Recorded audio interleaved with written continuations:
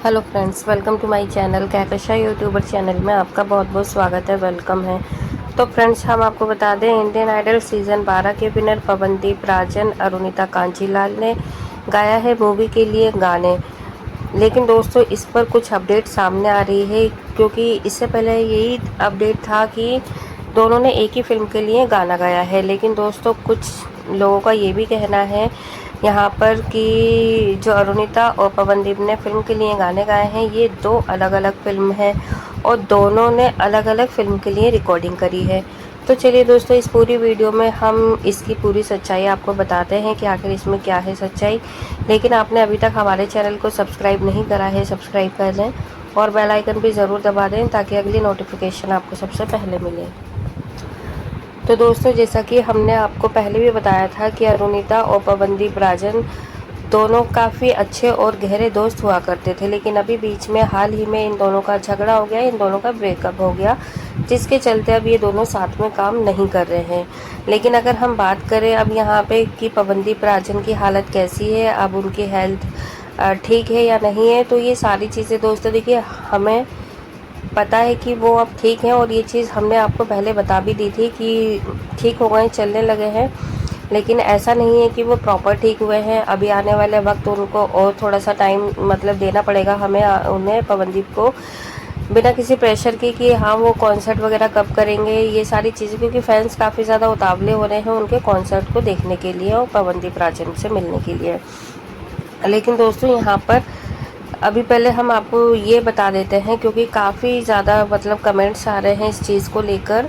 कि जो अरुणिता और पवनदीप ने गाना गाया है, ये एक ही फिल्म के लिए गाने हैं या फिर अलग अलग दो फिल्में हैं। तो दोस्तों, इस पे काफ़ी ज़्यादा सोशल मीडिया पे एक तो थोड़ा सा ये घूम रहा है फैंस की, क्योंकि कभी कोई ये कहता है कि नहीं, दोनों अलग अलग फिल्म के लिए गाने रिकॉर्ड हुए हैं, तो कोई ये कहता है कि दोनों ने एक ही फिल्म के लिए गाने रिकॉर्ड करे हैं।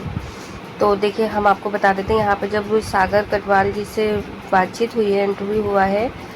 तो उन्होंने ये बताया है कि एक ही फिल्म है।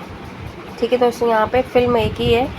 और एक फिल्म के लिए पहले अरुणिता से रिकॉर्डिंग किया गया था और फिर उसके बाद यहाँ पर अभी जब पवनदीप राजन की हालत सही हो गई है, उसके बाद पवनदीप राजन ने खुद उनके स्टूडियो में जाके रिकॉर्डिंग करी है। तो ऐसा कुछ भी नहीं है, क्योंकि ये जो बातें फैल रही हैं सोशल मीडिया पे काफ़ी ज़्यादा कि दोनों ने अलग अलग फिल्म के लिए गाना गाया है और दोनों को मतलब दोनों की आवाज़ जो है हमें एक साथ सुनाई नहीं देगी। तो दोस्तों, यहाँ पे हमने इसीलिए क्लियर कर दिया है। देखिए, पवनदीप राजन ने कोई ऐसा नहीं है कि बहुत ज़्यादा वहाँ पे गानों की लाइन लगा दी रिकॉर्डिंग करने में और दो फिल्मों के लिए उन्होंने रिकॉर्डिंग कराई, नहीं। यहाँ पे पवनदीप राजन ने 3 ही गाने रिकॉर्ड करे हैं और उसके बाद अगर उन्होंने रिकॉर्डिंग करी होगी तो वो सिर्फ और सिर्फ उनकी एल्बम सॉन्ग के लिए, फिल्म के लिए नहीं है। लेकिन जो फिल्म जिसमें अरुणिता ने भी गाने गाए हैं, उस फिल्म के जो गाने हैं उसमें पवनदीप ने लिए हैं, 3 गाने उनके रिकॉर्ड हुए हैं। और यही बात कही जा रही थी, जब अरुणिता ने रिकॉर्डिंग करी थी तो उनसे कम से कम 5 से 6 गाने उनके रिकॉर्ड हुए हैं। लेकिन दोस्तों, अब उन्होंने क्लियर कर दिया है कि वहाँ पे 3 गाने ही अरुणिता के हैं और 3 ही पवनदीप राजन के हैं। तो यहाँ पे इस चीज़, अगर जो भी कंफ्यूजन हो रहा है आप लोगों को कि भाई अलग अलग फिल्म है या एक ही फिल्म है, तो वो हम आपको क्लियर कर देते हैं। दोनों के जो गाने आएंगे वो एक ही फिल्म है, सागर जी की, और उन्होंने ये चीज़ खुद क्लियर कर दिया। और उन्होंने ये भी बोला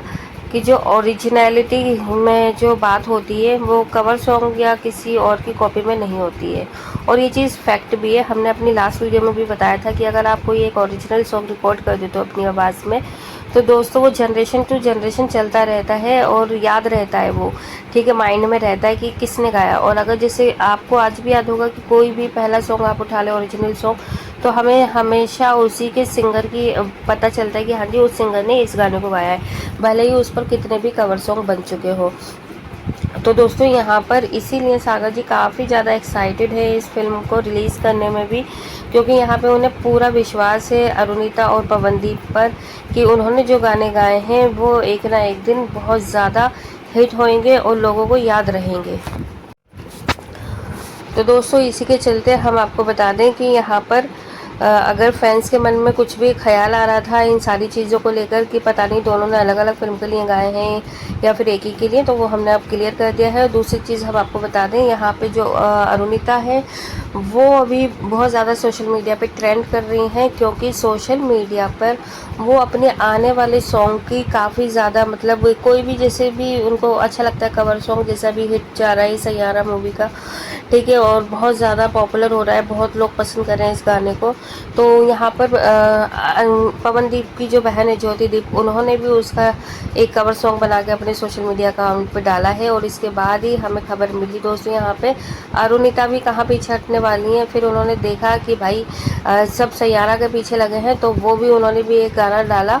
और उनकी आवाज़ सुन के हिल जाएंगे दोस्तों आप, इतने अच्छे से, बिना किसी ज़्यादा छेड़खानी के, बिना किसी ज़्यादा कुछ भी इंस्ट्रूमेंट वगैरह कुछ भी नहीं है हाथ में, ना ही आसपास में, बस उनकी जो कमाल करा है वो उनकी सिर्फ और सिर्फ आवाज़ ने करा है, उनकी वॉइस ने करा है,